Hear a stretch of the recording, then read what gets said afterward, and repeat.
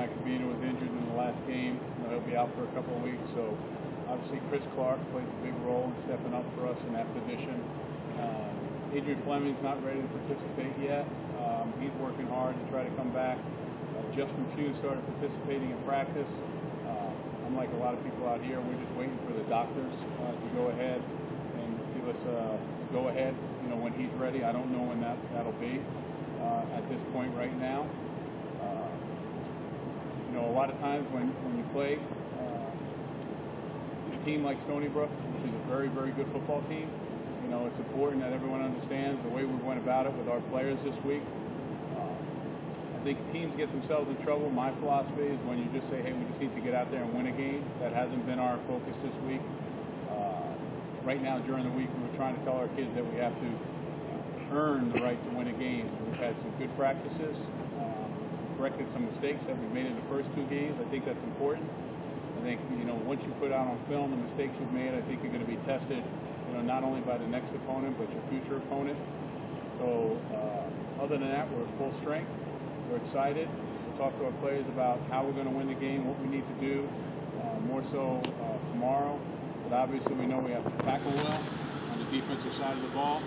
We have to make sure of our ball security. We have to get off to a better start offensively. It's something that we haven't done well in the last 2 games. Our special teams need to play solid all around. There's been phases, and at times we've done a good job. Obviously, with the kickoff return, with Jeremiah being out, Prince has done that before. But again, Stephen Renee will have an excellent opportunity to be back there. He worked on it yesterday at that time. So Stephen will probably be returning kicks for us. When you look at this team, they're a highly explosive team offensively, averaging close to 66 points a game. They have players on that team. They have some transfers on their football team, so they know what it's like to be in this type of environment. Their running back is a player that I've mentioned before, that when I first took the job here within 72 hours, we knew of him. We had 9 running backs, or 10 running backs on scholarship at that time. We weren't going to take a running back, but we were seriously interested in taking him. I think that Mason Ed is an outstanding player, along with a lot of other players on that team that we know about because of the recruiting areas that we have. And Coach Fiore has done an outstanding job. I knew him when he was at Trinity. You look at the record that he had at Trinity, and you look at what he's done at Stony Brook, and again, it's a great opportunity for us. We appreciate the children 12 and under, get him free. I think that's important from the standpoint of not only athletics in general, but the sport of football. To get people interested in the sport, to be able to see it. We hope those kids that show up to the game bring their parents with them also. I know as a parent, sometimes we want some time off, but I understand the schedules. On Saturday, my kids are going through the same thing. You wake up, you have practice, softball, basketball, baseball, whatever it may be, lacrosse. Go get some lunch, come back, enjoy the game. After the game, get a good dinner, put the kids to bed. They should be exhausted. I think that's what all parents have as a goal, myself included. And if anyone has any questions, I'll be more than happy to answer. Questions, Dan?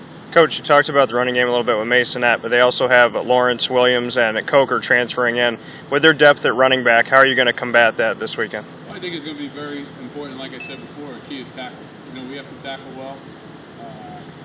When those players get the ball on the perimeter, they have the speed to take it to the house. Their offensive line is actually bigger than our offensive line, so you can kind of get a picture in your mind of how big and how physical they are up front, averaging over 400 and something yards a game running the football. So it's going to be very physical up front. Our players are going to have to play well, and we're going to have to tackle well. I think that with those 3 backs, they have the opportunity to wear you down, to get the extra yardage, the hidden yardage that you might not see, but yet they're still explosive when they get the ball in the perimeter. Coach, you might want to fix your collar, just real quick. No, the other one. There you go. Hey, we talked about. You and my wife. I'm not big on. I know you see it later and you'd be like, why didn't anybody tell me? We talked about this a little bit, but when you come off a game like USC, natural tendency, most people would think, is to let down. How have you approached that with the kids this week, and how have they responded to it? Well, I think for us. We haven't won a game. So when people say, how do you keep this team going? how do you keep them, focused on, practice and not have a letdown? I think it's very hard that, the point maybe, and I don't understand, is how do you have a letdown if you haven't won a game? And that's where we are. So we're 0-2. So, my focus with the team goes back to the same thing. We have to earn, what we do during the week. We have to earn the right to win. So when you talk about, and the big thing with our players this year is you deserve what you earn. So, during the week we've been working hard to earn the right or to deserve to win. And that's what we've been doing with our team, and that's how we've been keeping them focused. But again, at the end of the day, I'm going to stand here and say, we haven't won a game. So how do you have a letdown if you haven't won a game? What's the one thing you'd most like to see from your team on Saturday? Is it, putting four quarters together, keeping the effort level up? I think you just answered it.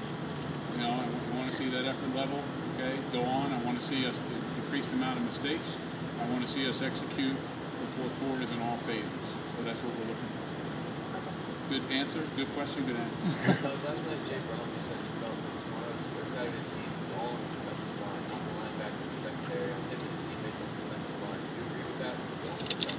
I agree with that's probably a lot of players' mentality, no matter what game they're in. Everyone has individual pride, obviously in themselves first, and then in their unit, meaning, D-line, linebackers, or secondary. I think if you ask that question to anyone on our team, they probably answer you the same way. So the answer to that question is we love that in our players. We appreciate that in our players, and that's what we like their mindset to be. But to say that's going to be the key to the game, there's a lot more to being, the keys to the game than just one player or one position. But that's the type of attitude we like. Other questions? Coach, have you done anything to encourage the team to get it going in the first half this week? Have you done anything differently to? I think it's one of the things that we've talked about quite a bit, as amongst the coaches, because I think it becomes more schematics. How we get them off to a good start. What are they comfortable with? What do we feel good about? So I think from a schematic standpoint, that's the stuff that we've looked at to get our players to get off to a good start. We've missed some things early on, all phases of what we do, run, pass, blocking, and we just want to make sure that we can get off to that good start, because it seems like as the game goes and we get into a rhythm, we've been very successful. So the key question is how do we get into that rhythm right from the beginning? Doug, I know last week you said that Alex played right.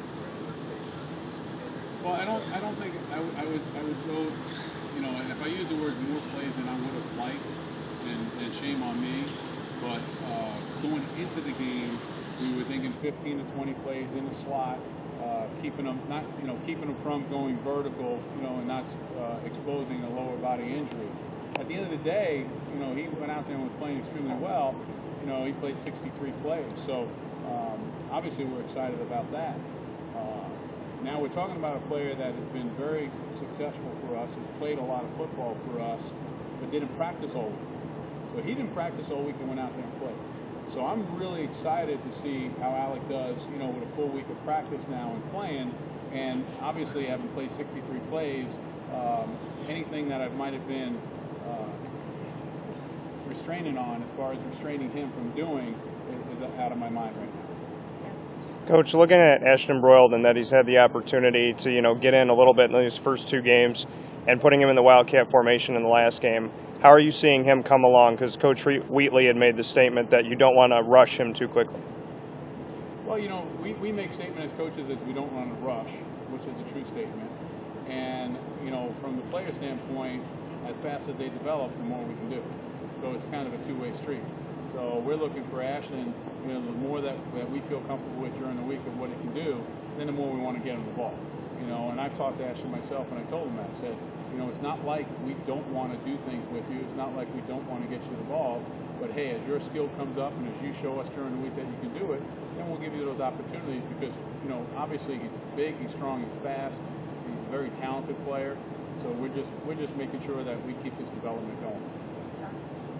Last night Ryan said that it takes a while for him to feel out the other team doing the up-tempo offense. Is that part of why you guys have started slowly? Because you need to get a feel for Yeah, I don't know. Now, this is the third comment I've gotten from, this group about what players have said.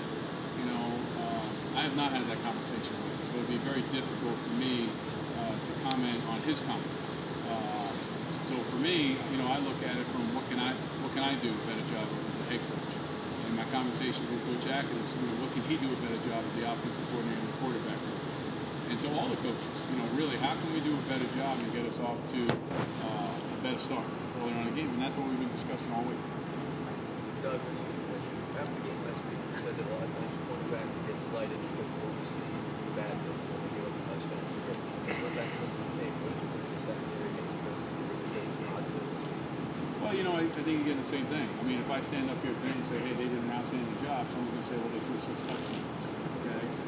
And I think it's very difficult, for me to give you the type of answer that you may be looking for or may not be looking for. But we won a lot of snaps. And at the end of the day, schematically, were we out of position? Did we have an opportunity to make a play on the ball? Was it just a matter of we didn't make the play? So to answer your question, we won, our share of matchups, and we were in position. And at some points in time, obviously during that game, they made plays. And you sit here and you say to yourself, we sit here as coaches and the players say, gosh, we can make that play. We can't. Our players can make that play. But at some point, you're going to have to turn around and give credit. You're talking about a combination of people that are probably the number 1 ranked combination of quarterback receiver in the country. You have 2 basically first-round draft picks at wide receiver, and you have a Heisman Trophy like quarterback. So I was proud that defensively early on, what people didn't see was, and Matt Barkley mentioned this in his conference, that we played a lot more 3D. We forced him to hit the ball short. And again, that's probably why he's up to the Heisman. A lot of quarterbacks sometimes get frustrated, try to force balls. That's what we were trying to do early on in the game, trying to force him, to go to those guys deep, and he did it. Credit to him. Okay, credit to our players taking that away, coming up and tackling well. Time for final question. Coach, when you play an FCS team, some people would say you don't have much to gain there because if you win, you're supposed to, and if you lose, it's wow. So what do you get out of a game against an FCS team, and is it more than it used to be? Is it more competitive that way? I feel the same way now that I did playing USC. In other words, where are we at? Where are we going? What's going on? I think a lot of times when you get these questions, you get them from people that are more outside the program. And I'm not saying that's not a valid question. For us, we're always trying to be a better team. We're always trying to win every game we play. We're trying to win each individual play all the time.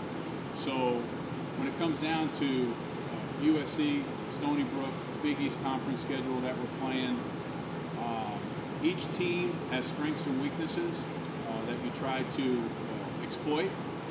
Each team that you're coaching has strengths and weaknesses that you want to show and showcase and play to those strengths. So that's strategically how you look at it. I think that when you're more of a winning program, in my experience, I think that's when sometimes you have to watch yourself. When I was at the Tennessees of the world, when I was with the Saints that first year, and then there comes an opponent that everybody's saying that you should beat, because you've already shown that you are this type of team, this type of culture, that's when I think you have to be leery or alert to what the team may be saying. But I think when you're a team that's aspiring to be a great team, an elite team like the one we just played, I think those types of questions are very difficult to answer because they never come through our mind as coaches. Thank you, everybody. Thank you. Thanks, Doug.